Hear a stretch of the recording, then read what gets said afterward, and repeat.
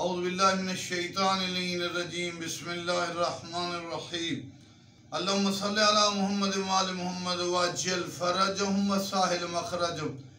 आज हम थोड़ा सा तज़किरा करना चाहते हैं अज़ीम बुजुर्गवार आलिम दीन सरकार अल्लामा हाफिज़ सैयद मोहम्मद सकलैन नक़वी शहीद रहमतुल्लाह अलैह, जो बहुत ही बाकमाल बुजुर्गवार बा इस्तेदाद और मजबूत शख्सियत थे। कुरान के भी हाफिज थे और अदबियात में नाव सर्फ में उनको खासा उबूर और दस्तरस हासिल थी।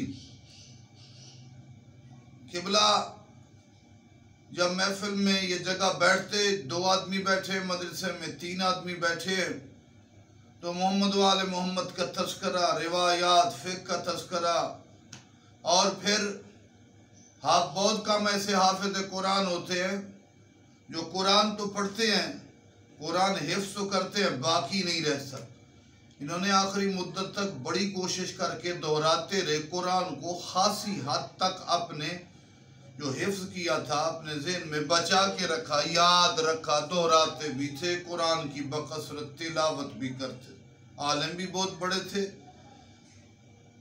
पाकिस्तान में इल्मी इनकलाब के बानी, पाकिस्तान के तमाम उलमा और काफ़ी से ज़्यादा ज़ाकिरीन के उस्ताद किबला उस्तादुल उलमा किबला मोहम्मद यार शाह साहब के फर्जंद भी थे, उनके इल्मी वारिस भी थे और बिलखुसूस उनके अमलियात के वारिस भी थे। किबला की अमलियात के कुछ काफ़ी ज़्यादा तावीज़ात या विर्द वगैरह वज़ाइफ भी हाफिज़ मोहम्मद सकलैन साहब किबला को याद थे।